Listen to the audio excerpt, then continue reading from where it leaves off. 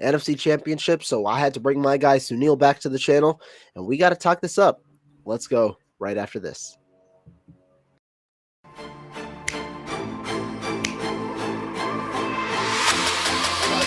Let's go get him. Let's go get him today, man. Let's go. Hey, dominate on three. 1, 2, 3. Dominate.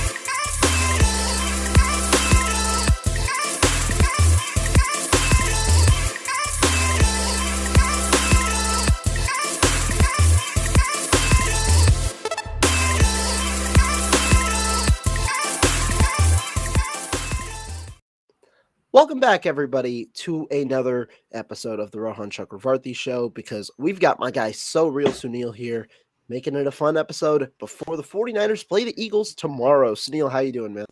Man, one sleep away from the NFC Championship game, Rohan. I'm getting pretty confident and comfortable with the 49ers constantly being in the NFC Championship game, man. I feel like we've been here before, 3 in the last 4 years. It's nice to have a team that's constantly competing for a change. It's been a while, so I'm appreciating all of the fun around being a 49er fan at this point.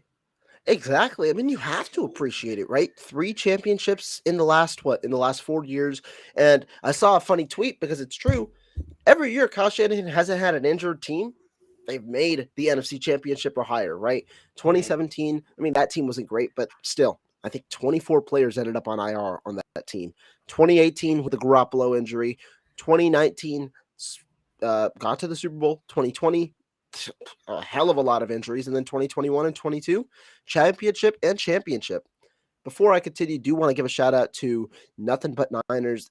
If you guys don't know, Mike and the crew over there, they do a phenomenal job, always keeping the 49er faithful, just really prepared with shows. So appreciate you guys for tuning in. But normally we go ahead, we talk about the matchup, and then we give our predictions at the end.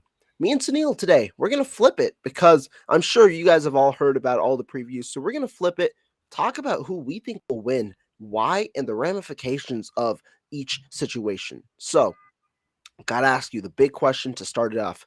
Who's going to win, Suneil? Yeah, so Rohan, this has been the game that I've been calling, I think, since the beginning of the season. I thought that these two teams would make it to the NFC Championship game. I've been really high on the Eagles for quite some time. They remind me a lot of the 49ers, Rohan, in the sense that this is a team that talent-wise has always been top-notch, but has always dealt with injuries, which is why they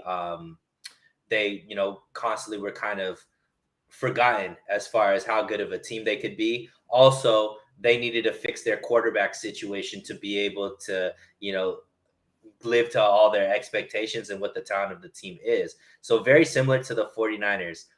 However, for me, the difference in this game is going to be the experience of the 49ers versus the inexperience of the Eagles. And that not only the players, but also the coaching staff. I think this is a game where we get to finally see Kyle Shanahan out-coach somebody in a big game. And I think it's set up for the 49ers to eke out a victory with, 24-21. I think is going to be in that kind of range. 49ers get the dub. Yeah, exactly. And I think that's important to note. There are a lot of factors, and me and Suneil will go to it. This game, what I said yesterday and what I've said for the past few days, there is nothing definitive about this game. These are the two most talented rosters in the NFL. And so there are a lot more questions and there are no answers. The answers to those questions will ultimately determine who wins this game. And right now, as the unfortunate, I know a lot of people have disagreed. A lot of people have disliked my take. And I've also stated, look, I personally want the 49ers to win. I get to cover a team for 2 more weeks rather than seeing my team go home and then we have to go to the offseason. I want the 49ers to win. It's in my best interest for the 49ers to win. But I've watched the film. I've seen everything. And at the moment, I think while it's going to be a very close game, I did predict the Eagles to win. And I know it's the unpopular opinion. I know that a lot of people are not going to like that necessarily, but I think there's a lot of reasoning behind it. When you talk about it, I think that this is the biggest challenge for both teams. And like I said, there are a lot of those questions to where if the 49ers answer those questions, they can win. I can definitely see it. At the moment, though, right now, I think my gut is leaning towards the Eagles winning this one in a very close game. I think it's going to be a 3-point deficit as well. Yeah, man. I mean, look, this is a pick 'em game. Even even though the Eagles are favored, they're favored under what usually the home team is favored in a Correct. game. So it's pretty much a pick 'em. I don't think even Vegas is sure what's going to happen with this game, and it's going to be all about execution. I think both teams are going in realizing that they really have to execute. They're not going to be able to get away with maybe mistakes that they've been able to get away in previous games, just because of the level of talent on the opposite side is much better than what they usually deal with. So, it's going to come down to who executes better, who has better ball security. Yeah, man, I think it's going to be a game for the ages, whoever wins. I think so too. I said this yesterday. I think this has honestly the roots to even if the score isn't that high, this has the roots to be one of the better championship games that we've seen in recent history in the NFC. Why? Because you've got maybe arguably the two best rosters that we've seen in a while. Philadelphia with being the most complete team, San Francisco right there being the second most complete team. The rosters overall, I know a lot of people put value towards the quarterback. A lot of people put value towards certain positions, but the depth and the talent on these two teams are unmatched. These are the two best teams in the NFL in terms of talent. And so that's why I think it's going to be such an intriguing matchup, because there are so many different matchups that you could highlight. And what I tweeted out earlier today, which I honestly think is going to matter, talent is talent. That's there. But I don't think that talent is the number one thing you got to look at. It's how is that talent utilized? That's how the game is won. For example, the 49ers can place AJ Brown or Diamond Lenore and AJ Brown. Now, as when you're just looking on paper, guess what?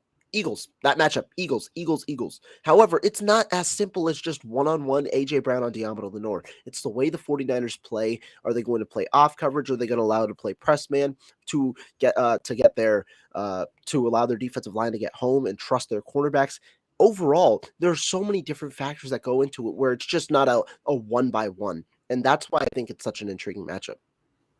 Yeah, and I mean, you look at it as well.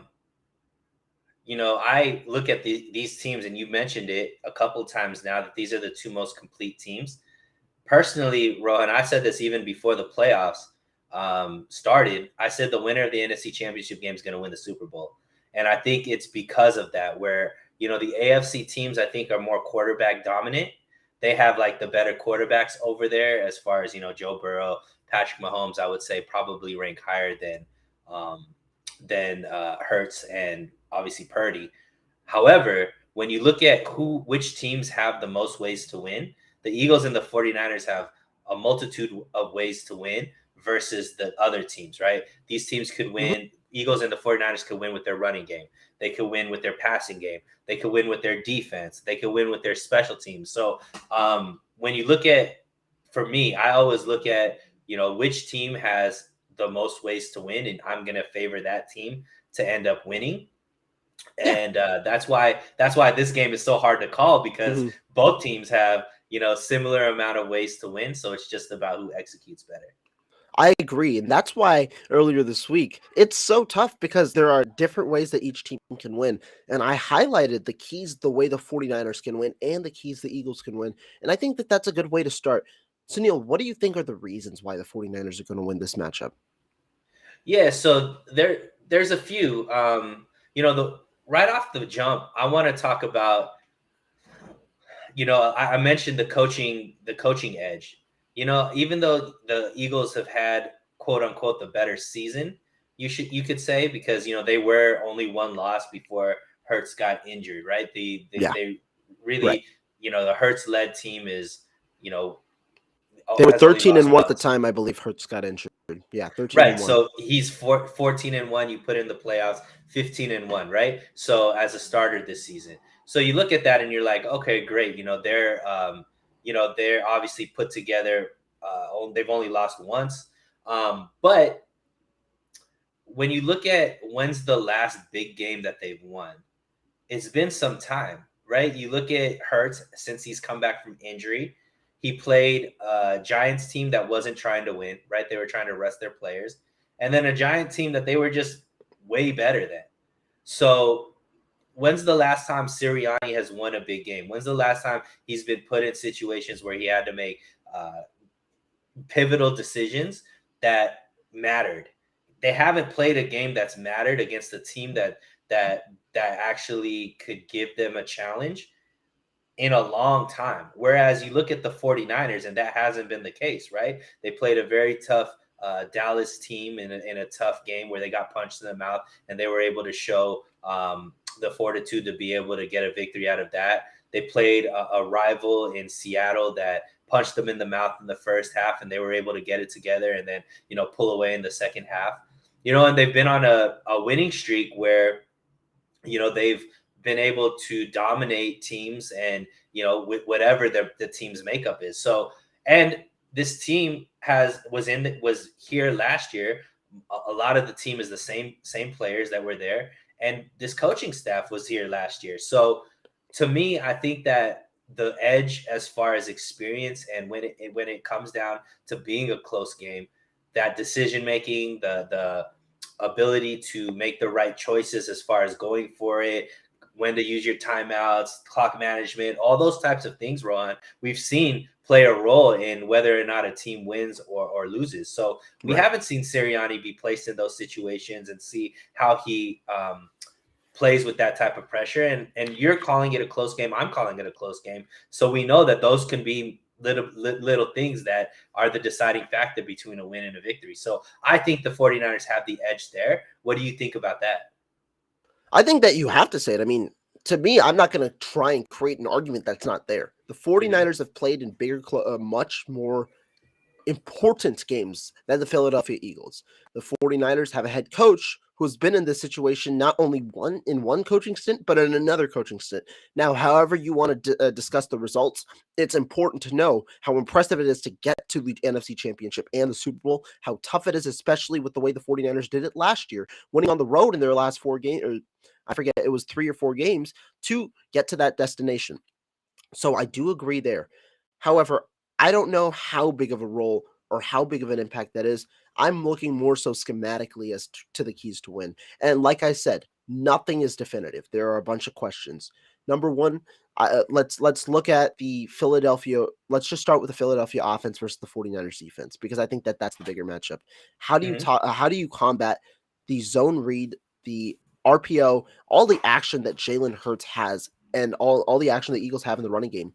Because there are a couple of situations when you got to talk about. The Eagles are a prolific rushing attack, just running the football with their running backs. Miles Sanders is effective. Their offensive line is the best in football. That's important. Number 2, Jalen Hurts is a very good runner running the football. We know the 49ers have had those issues with the mobile quarterbacks. And number 3, and the most important one, is the scheme. The Philadelphia Eagles have found ways to combat teams that try and defend their rushing attack. How? Teams try and defend their rushing attack with gap exchanges, scrape exchanges. What does this mean? So it's all about responsibility. There's the edge rusher who's normally responsible for crashing on the running back. The quarterback can identify what the edge rusher's responsibility is, and then they can identify who is then responsible for them. The Eagles, do that and create a blocker on normally the linebacker that is trying to come out and get the quarterback. That creates a shift in responsibility for the edge for the cornerbacks, who then have a different responsibility. And it's really all about communication. If the 49ers are crisp in their discipline and communication, that is how they can combat that. And if they can neutralize one part, a significant part about the Eagles' offense, then they have a bigger chance and a much more likelihood of winning. That's important. My problem is I think they've been inconsistent, and you've seen it on film. They've been inconsistent with those exchanges, and you've seen big games from quarterbacks happen before, and that is why I'm saying there are a lot more questions than you have answers. You don't know how the 49ers are going to play, and I think the discipline is important. If the 49ers can remain disciplined, that chance increases. But if they are inconsistent, then the explosive plays on the ground could happen a lot more, and that's something that I think is a concern for the 49ers in this game. Yeah, and I mean that's absolutely accurate, right? So the thing that's interesting, Rohan, I don't know if you looked at these numbers, but there's been 4 games where Jalen Hurts was the starter that were in question for the Eagles. They lost one of them, they won 3 of them, but they were close games that could have gone either way. Arizona, obviously they lost to Washington, Indianapolis, and Chicago. Guess who the leading rusher in all of those games were? Are you saying for the Eagles or for their For the opposing team? Eagles. For the Eagles. Would it be Miles Sanders or would it be Jalen Hurts? It was Jalen Hurts. Those were Got the it. only 4 games where Jalen Hurts was the leading rusher. And Mhm. so what I extrapolated for that is, you know, when you watch NBA as well, whenever there's like a superstar NBA player, there's never like the ability to really like stop that player. Like if you're playing Kobe or you're playing Steph, the defense isn't like, let's make sure Kobe doesn't get his points. Right. Let's make sure Steph doesn't get his points. The defense is make sure nobody else has a big game. And so I think that the 49ers are going to be focused on that. Like Jalen Hurts has too many ways to beat you that if you focus on, hey, we're going to make sure Jalen Hurts, we shut him down, it's probably going to be hard to be able to do that. But if you can shut down everybody else, make sure AJ Brown doesn't have a big game, make sure Devontae doesn't have a big game, make sure Miles Sanders doesn't have a big game. Like that's where I think this is going to be. Now to talk about your point directly, the edge on the defense that the 49ers have over the Eagles is linebackers, right? So this is the best linebacking core that the Eagles have ever gone against. Also, our secondary is known for being very sound tacklers as well. So those Correct. are key factors that can combat that. So as long as, like you said, the gap discipline is there, Discipline. Yeah. I think that the talent and the ability of this team to tackle can prevent those plays that usually maybe go for 8, 9, 10 yards, big plays. Keep them at 3 to 6 yards where they're still kind of having to they're not turning into the big plays that they are against other teams. Now, who I'm paying attention to on the 49ers defense is 2 players. Obviously, Nick Bosa, because sometimes he gets caught in no man's land when it comes to his gap assignment, even though he is an above average run stopper. I don't think he gets enough credit for that. But the main player is Dre Greenlaw. Because Dre Greenlaw is kind of has that boomer bust potential, Rohan. He's the type of player that's always looking to make the big play. Sometimes he over pursues his gap, and that could lead to a cutback for a Jalen Hurts, for Sanders, which can lead to those big plays. So those are the 2 players that I'm looking to, as if they could stay disciplined, if they could make sure that they're dotting their I's, crossing their T's, and not getting too lost in trying to make the big play and just stay disciplined. I think that it's going to be a tough night for the Eagles to be able to, get off the way that they're usually able to with other teams.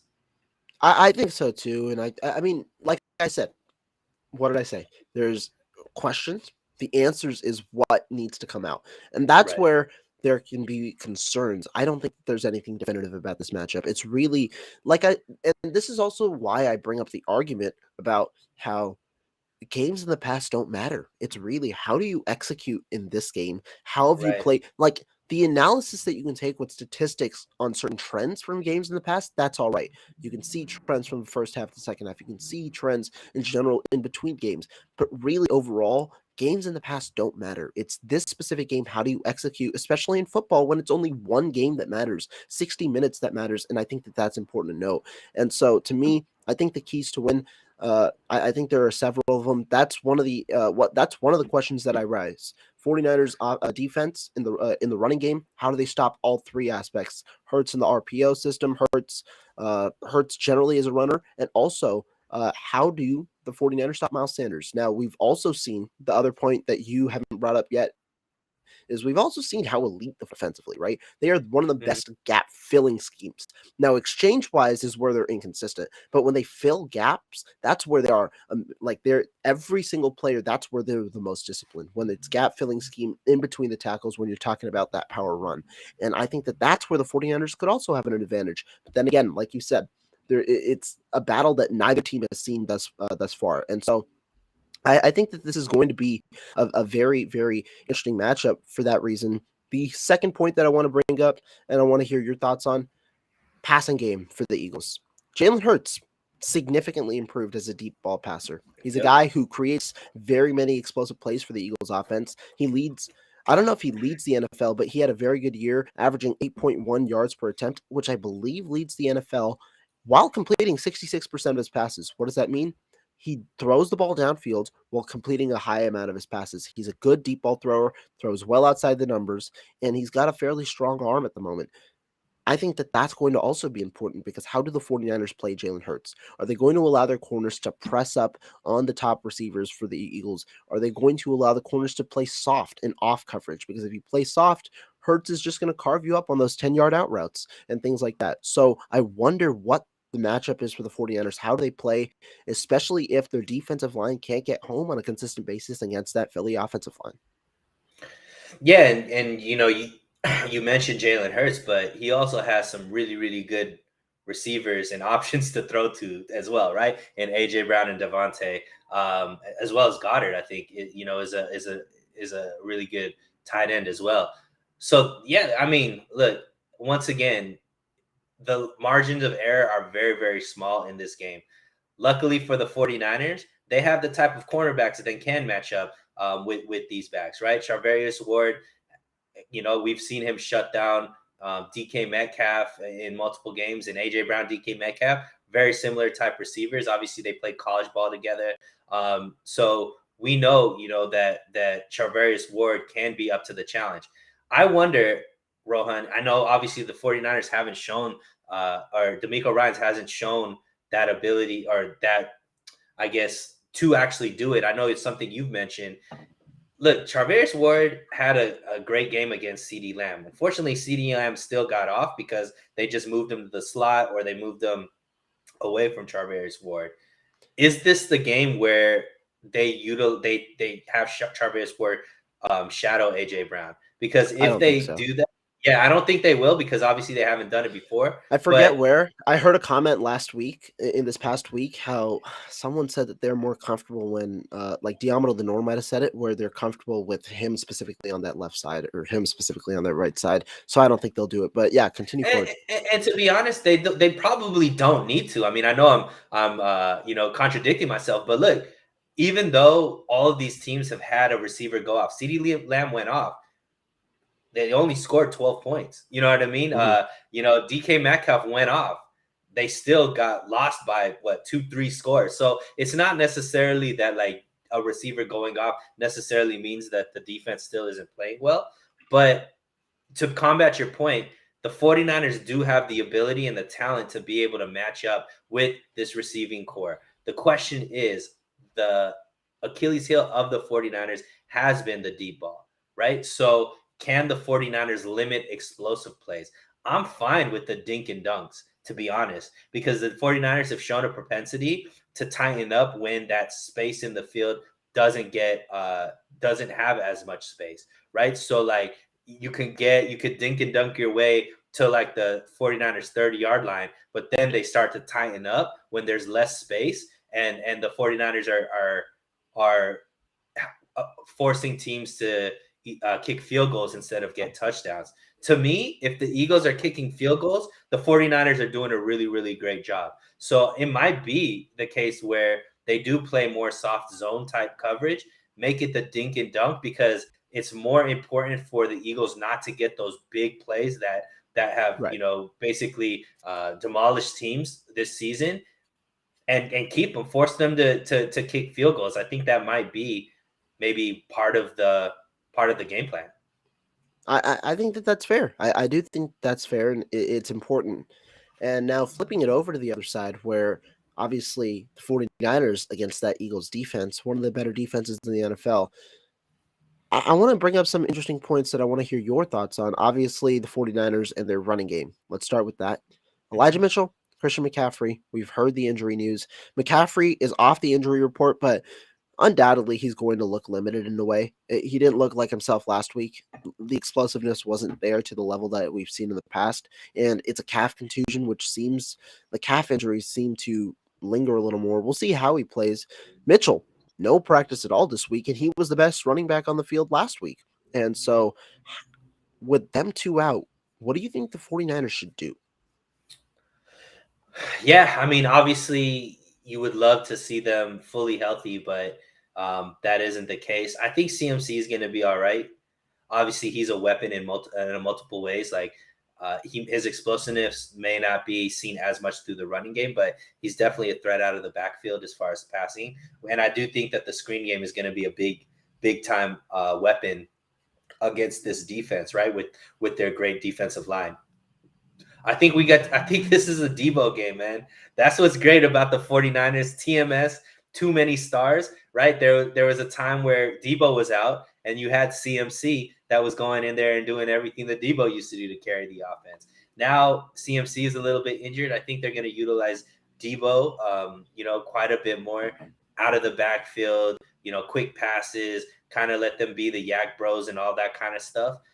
So I expect the running game still to be prolific. And look, Kyle Shanahan has shown the propensity that even if the running game isn't necessarily like effective in the first half, he'll stick with it. And in the second half, you start to see those 2, 3, 4 yard gains now turn into 6, 7, 8, 10 yard gains because they're just constantly pounding the ball and being physical with the defense. So I do think as far as just specifically, even though there's injuries there, I don't think that means that the 49ers aren't going to utilize the run as their number one option.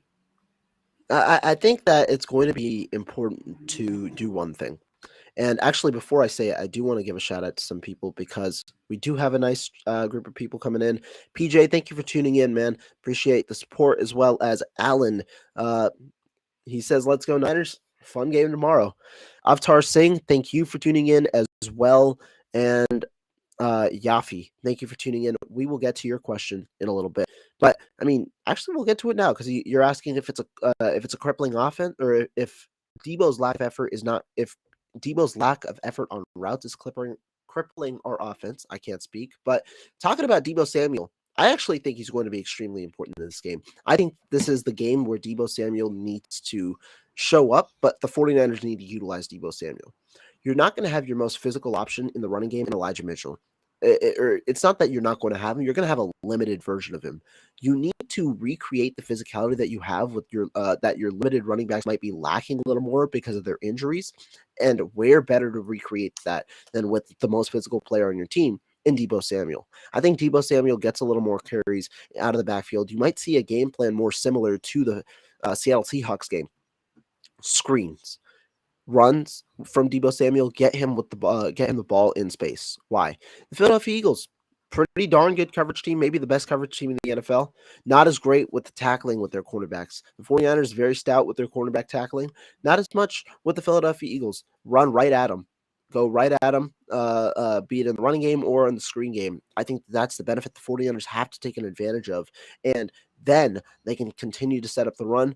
Another guy who could play, but obviously we don't know, saw 2 carries in the Seattle game at the end of the game. Jordan Mason. He's a guy who has that physicality that's unmatched. It's tough. You got to rely on a rookie who hasn't played much in the NFC Championship game. I think that if the other 2 running backs can't be effective enough, you got to give Mason some load and see how that physicality can help him, especially in the second half. I think that that's where the most important time comes. And so I think that that is where the 49ers should go. Obviously, it's not the most ideal solution to have your 2 top backs be limited in a way going into this game, but the 49ers need to recreate that physicality, and that's where I think you got to increase the load for Debo Samuel, maybe even Jordan Mason. Yeah, I mean, Jordan Mason obviously is there if they need to utilize him. But I think we both kind of mentioned it. At the end of the day, it's more about manufacturing yards than and making sure that you're getting into third and short versus how you do that. And if they can manufacture those same yards through quick screens, quick wide receiver screens, quick screens to the running backs or to Debo or whatever the case may be, that might be the way that they manufacture those first down, second down yards versus just pounding the rock up the middle like they would usually do if these running backs were healthy. So to me, I think it's very important that the 49ers offense stays away from third and long, because at the end of the day, we know what this defense is, the Philadelphia Eagles strength is, and that's in pass defense. They have, the best defensive line, like a historic defensive line in the amount of sacks that they've been able to get through the regular season. And they have probably the best secondary in the league as well, with the combination of Slay and Bradbury. So to me, you want to stay out of as many for sure passing downs as possible. And the more opportunity Kyle Shanahan has to utilize his whole playbook versus just the passing, just like forced passing plays, the better I think the 49ers are going to be overall. I think so, right? Because you want to have the balanced approach. When you look at how the 49ers have won their past two games, just take a look at their game plan. First half in both games, the 49ers were more pass centric. 19 passages in the first half in each of the past two games, 10 runs in the Seattle game, 11 runs, I believe, in the Dallas game. Flip it to the second half, they ran the ball a lot more. They ran the ball over 20 times in each game in the second half, passing a lot less than that. Why? It's the way that the 49ers want to go. Eagles, I'm expecting them to do what Dallas and Seattle did. Dare Brock Purdy to throw the football and trust your coverage. Now, the Eagles are best equipped to do that because they have the best coverage of the three teams. But I think that's the strategy that the 49ers probably have to go with. Trust your quarterback the way Kyle Shanahan has been doing in the past two games. Trust your quarterback and go with the flow. Start the game, pass a little more, see what you can get in the passing game, and then impose that physicality in the second half like you've been doing. It's a little more of a conservative approach, but if the defense can hold up enough, which is the biggest question of this game, then you're going to be able to instill this approach and really play the way that you want to play, the way that Kyle Shanahan wants to play, getting the ball on the ground and getting really starting to run the football a lot more.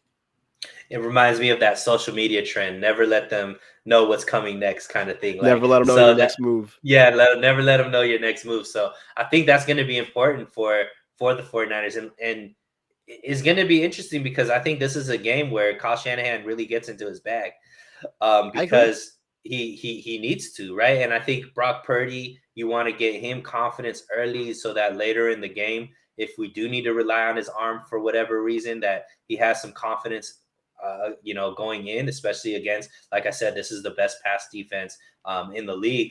Margin of error, it's a common trend that I'm saying. Margin of error is very, very small here. So you want to be able to play smart, but also, take some chances here and there. To me, Rohan, the player that I think has the biggest game, I know you mentioned Debo. Go for it. I think this is a George Kittle game.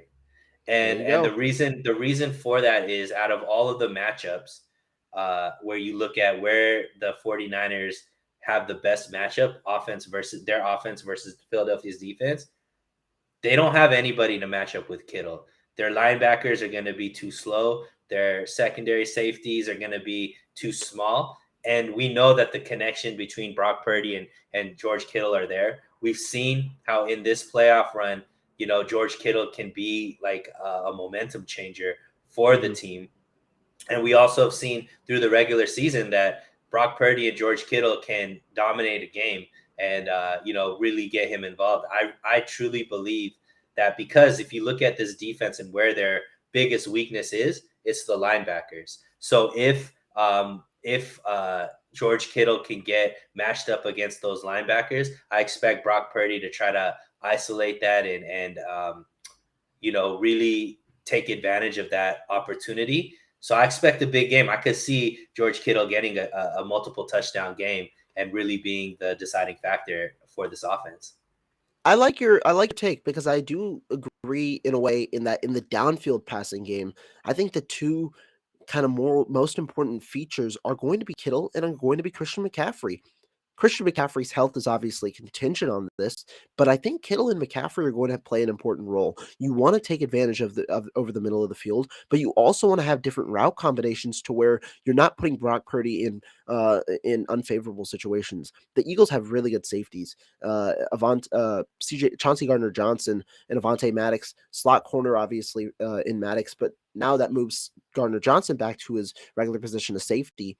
And he's a pretty good coverage corner, and they really do a good job in trying to limit the middle of the field. But I think that with the way that the receivers are, you're going to want to target those linebackers. You want to target the middle of the field. And it's not like the linebackers are necessarily weak, but you've got to be able to create the favorable opportunities for yourself, and I think that comes with those two players. And so I would not be surprised if those two players have big games when you're talking about the downfield passing attack. Whereas Debo Samuel is that guy that you see operate a lot more near the line of scrimmage. Yeah, and don't sleep on Brandon Ayuk. Brandon Ayuk has Hmm. had big games against Philly, and he's been he's ready to break out too. You know what I mean? He's Right. so this is like for I think I think something is happening because there's been a lot of us content creators that are giving a lot of respect to the Eagles, and rightfully so, because this team is just built really, really well. But I remember this quote, like, I'm a big Kobe Bryant fan. So when Kobe Bryant was young, he was getting some advice from his team when they were going up against Michael Jordan, and then they were like, "Don't look him in the eyes." Because if you look them in the eyes, it gets people intimidated and type of things. And Kobe Bryant came back and he was like, these guys didn't know who they were talking to. He's like, I'm that dude too. He better not look me in the eyes. And so, like, it's the same type of mentality with the 49ers that, look, yeah, the Eagles are really great at this, really great at that, but so are we. Like, they have the best corner duo. We might have the best wide receiver duo. You know what I mean? So it's like, Hmm. our receiving options overall. So it's like just as much as our margin of error is very small, so is theirs. So if they make some mistakes, if they over pursue, if they can't get to Brock Purdy, all of these things that we're mentioning, the 49ers can take full advantage and make this a very, very tough game for the Eagles as well. So I we're agree. assuming that they execute well, but there's a chance they haven't played an offense like this either. You know what I mean? Like, if you look at their division, Rohan, where they've played obviously most of the games, they don't have the type of weapons that they had to go up against, where each cornerback really had to pay attention to who they were guarding, right? Like, Debo is the one that everybody talks about, but we all know Brandon Ayuk is the better route runner. Brandon Ayuk is the one that gets open more often. And then they've never had to go up against a tight end like George Kittle. So there's a lot that this defense has to pay attention to, meaning the Eagles defense, because if they miss their assignments, if they get lackadaisical, the 49ers are going to eat them up. And we are going to force them and challenge them. Are you guys good tacklers? Because if this Right. secondary can't tackle, this is going to be a big game for the 49ers as well. Yeah, I agree. I agree. And I think this is a good way to segue into some of the interesting situations. Like we've talked about the Eagles, we know how both sides can win. We understand that both sides have a good chance to win. But I do want to ask you, if the 49ers lose this game, we'll start with that. If the 49ers lose this game, is this a busted season given the way that it's gone around? I would say no, man. I would say no. And I want to take it back to something that you mentioned in the beginning of this show. You said anytime Kyle Shanahan has had a healthy team, that they've made it to the NFC Championship game. And then you included this year. But that's not accurate, right? Because this wasn't a healthy season for the 49ers. They're using their third string quarterback, which in no way, shape, or form should the 49ers be where they are right now with the last pick in the draft, a third string quarterback. So I don't know if you could call it a bust, because Kyle Shanahan is attempting to do something and the 49ers are attempting to do something that has never happened ever in the history of the league. Have a rookie take a team to the Super Bowl, have a rookie start in the Super Bowl. That's never happened, Rohan. So to say that it's a busted year when the only way that it isn't is doing something that's never been done in history. I don't know if those two things kind of jive. You know what I mean? So I it's like, feel you. hey, it's a busted season, but nobody's ever been able to do it before. I don't know if that makes sense. So because of the way that the season went, I think that they've outperformed and overperformed any expectations. Now, with that being said, I do think it's going to be a huge missed opportunity, because we know that this team isn't going to be able to come back exactly as is, right? Right. There's a lot of free agents that are going in. We obviously know the coaching staff is going to be highly changed. The front office is going to be highly changed. So this team isn't going to be exactly the same next season. So I think that this team, from top to bottom, is a Super Bowl caliber team. It would be a missed opportunity if they did lose and end up not winning a Super Bowl, just because, you know, some of the guys that we're fans of might not be on the team next season. No, I agree. And I really do respect this, the take here, considering it a bust because we've been here before, because that has been a take that we've seen. Personally, I'm not of the view of busted seasons to me because I think that there is important things that you take away. Like you said, I mean, the storyline itself. And I think it's interesting because you can view it two ways. The 49ers have won 12 straight after going 3-4. That's phenomenal. But then again, they disappointed by going 3-4. So you can view it in that way. You can view it in the other way, but there are circumstances behind it. The injuries, obviously, to Trey Lance, then to Jimmy Garoppolo, and then guys like Emmanuel Mosley as well. I don't think it's a busted season. Also, for a multitude of reasons. One, I don't think it's a busted season because they're facing one of the best teams that we've seen in a while in the Philadelphia Eagles. They're also a very good team, but they faced that team. Now it would be unfortunate for sure and disappointing if they lost because this might be one of the better chances that they have for a title because of the roster that they have, like you mentioned. But I also think that if you look big picture, the 49ers are going to be able to keep up this sustain this level of success, in my opinion, at least for the next 2 years. Trey Lance's rookie deal, because that's when that cap goes around. I'm not saying that Trey Lance is going to be the starting quarterback, regardless of whether he or Purdy is the starting quarterback. If both are on the roster, you've got to look at their contracts, and Lance has the bigger one. So he's got 2 more years of a cost controlled cap hit, and I think that that's important because that means the 49ers can insulate the roster elsewhere. Obviously, dealing with extensions to Bosa and all, but also dealing with the increased salary cap.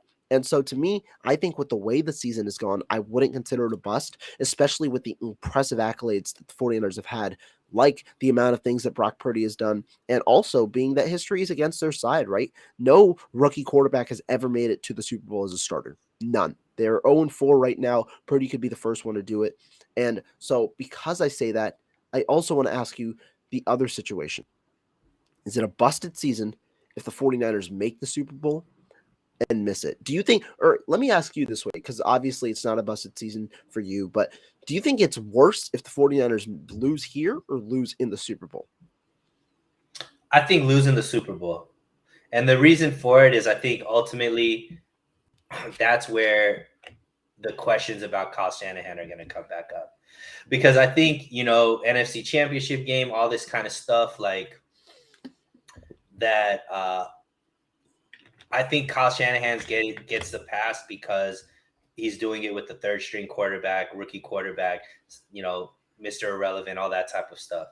You get to the Super Bowl, though, at that point, you're not dealing with the rookie anymore. You know what I mean? Right. Like at that point, you've shown that you're the best team in the NFC.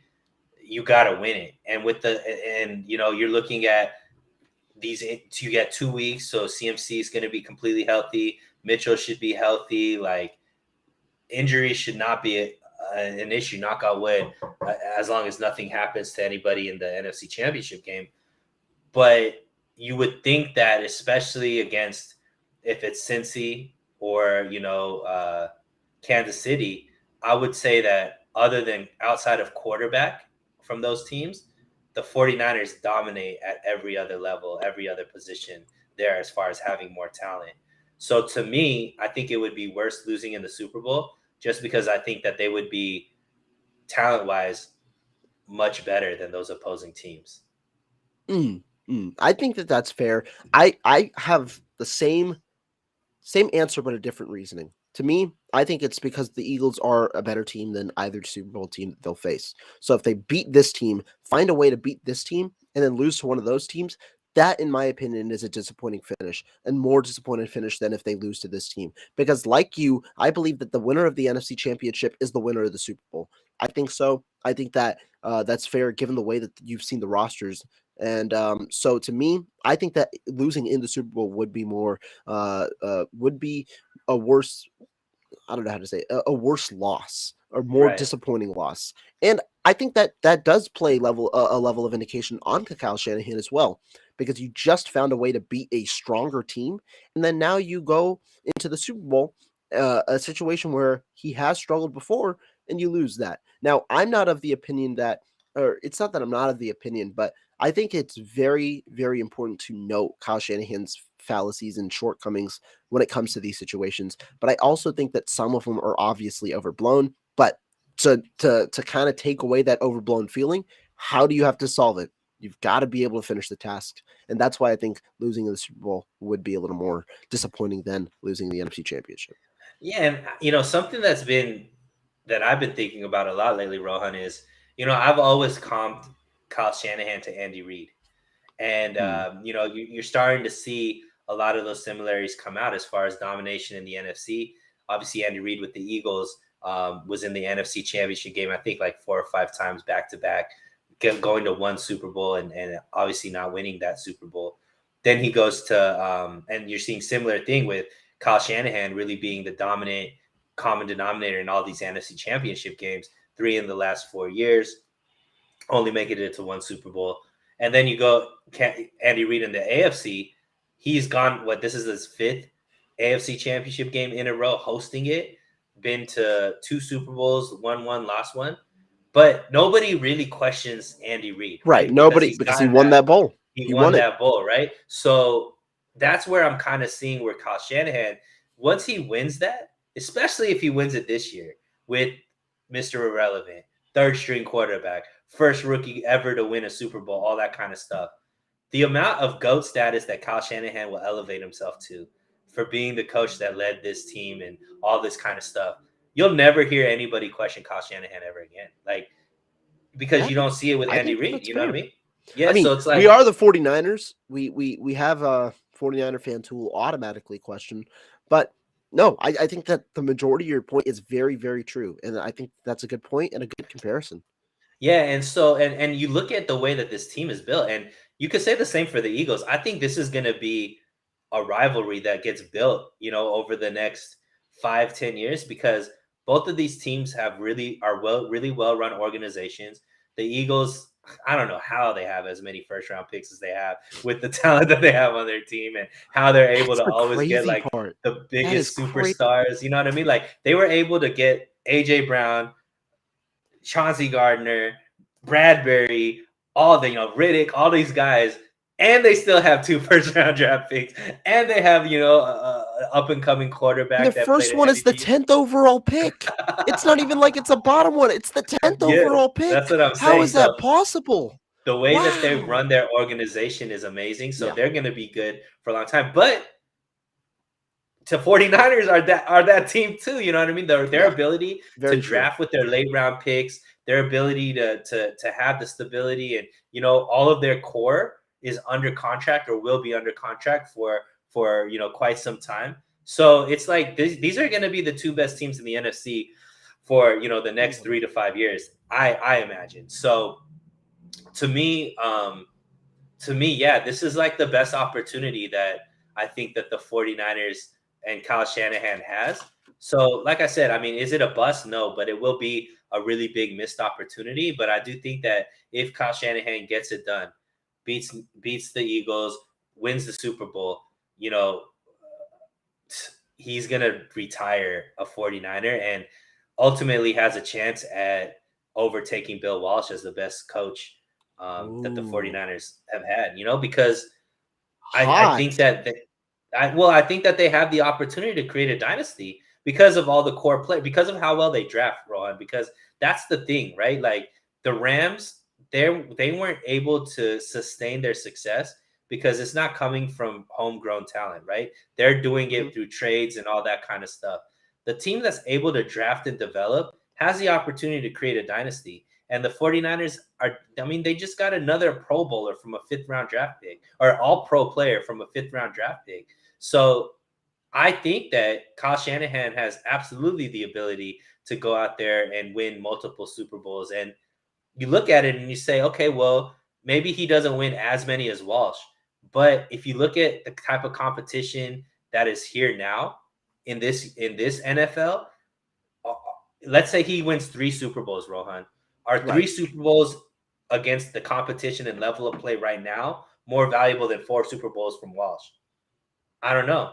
But so it's like, especially from what Right, because Shanahan, there has been a dynamic change in the NFL. Correct. yeah, and to do it with multiple different quarterbacks, like he hasn't done it with he doesn't have a Joe Montana, he doesn't Mhm. have a Steve Young. You know what I mean? So it's like to be able to do it without like that Hall of Fame quarterback. I don't know. I think it'd be a fun debate. He wins a Super Bowl, he's automatically the number 2 greatest coach in San Right. Francisco history, right? You win 2 or 3, there's a debate. I don't think it's open and shut at that point. You know what I mean? All right. All right. That is a hot take. I really respect it. And I think that that's the perfect way to end the show. Hot takes, Sunil coming in. Hey, I appreciate it, man. And I appreciate everybody in the chat because that's a great way. And if the 49ers win, that is a good way maybe for us to talk a little more next week. So, but guys, like I said, thank you guys so much in the chat. Chat was amazing today. Any last thoughts, Sunil? Nah, man. One more sleep. It's going to be an exciting game. I do want to say, guys that are going to the game in Philadelphia, I used to live in Philly. They are great fans and all that kind of stuff, but just be safe. My best friend's out there. He's an Eagles fan. He told me that somebody was trying to mouth off a 49er fan on the plane on the way out there, and the Eagles fans just gave it to them. So just be careful. Make sure make sure you're staying safe. You're in control of of your faculties and all that kind of stuff, and enjoy the game. It's going to be a good one. Exactly. You heard it there. Perfect. Thank you so much, Sunil, for joining me. Chat, thank you as always for tuning into the show. We got to do your ending. So you got to lead it out. You got to lead us out today. Like we always say, stay safe, stay hydrated. We'll talk again very, very soon. Go Niners. Haha. We'll talk soon, guys. See you later.